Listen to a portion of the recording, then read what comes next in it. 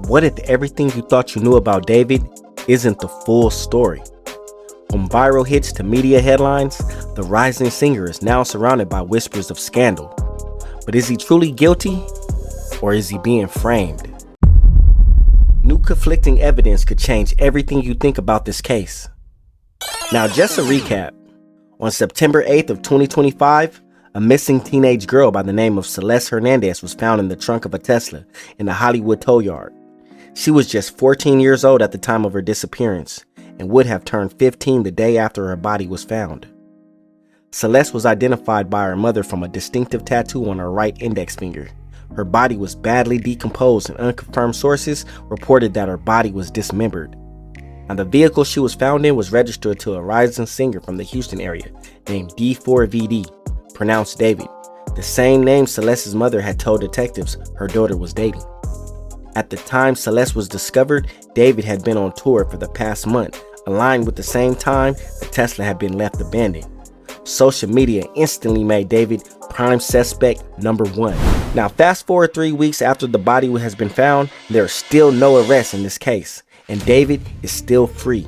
Detectives are so tight-lipped about this case and what leads they have, it left the public to draw their own conclusions, half leaning towards a guilty David, and some now questioning if David is being framed.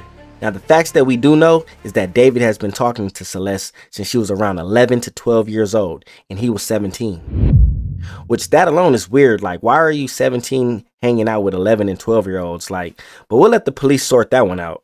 David can't deny it neither because there's pictures of them together all over the internet. He even dropped a song titled Her Name. Matching tattoos, and even friends close to them said that they were a couple. So the fact is, yes, we know he's weird and he likes little girls. But did he unalive Celeste? Now, we're not going to victim shame, but we are going to report facts. So, police raided the home Celeste and David were known to be residing at and collected a good amount of evidence. Celeste allegedly had over 3 fake IDs, and people close to David thought Celeste was over 18, being that is what Celeste was portraying herself to be, over 18. Reports show Celeste was gaining entry into clubs, 18 and up, even with her youthful appearance. Some additional facts here. I don't know whether Celeste did drugs, drank. I know she had fake IDs and was going to clubs where you had to be 18. Now, she could have fooled bouncers at the clubs and even some of David's friends and peers. But come on, we all know David knew the truth. If the cops had evidence David did this, he would be in jail right now. I mean, they found a missing girl in his car.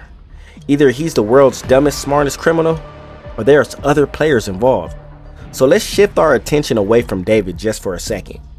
The $4.1 million rental property that David and Celeste were known to have been residing at was leased under David's manager's name. The $20K a month property was known to be a party house while David was renting. Neighbors would complain of loud music and late night parties at odd hours of the night. Also, neighbors would complain of frequent gatherings at the same property. I can tell you something about that house that David was living in because I know a lot about it.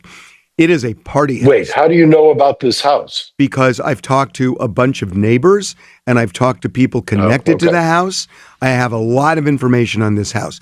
This is a party house. And the person who signed the lease was his manager at Interscope. So I am told this was a big party house. Neighbors were complaining all the time. As recently as, I think, a day or two before the body was found, they were having a big party. They're playing Taylor Swift music on a Sunday night. And I talked to neighbors who were pissed off because it was really loud. So this is a party house. Neighbors reported that a large party was going on at the property even days before Celeste was found in the trunk, all while David was touring.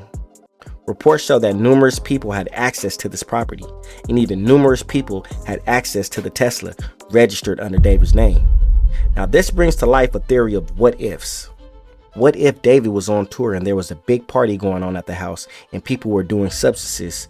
Could Celeste possibly have OD'd?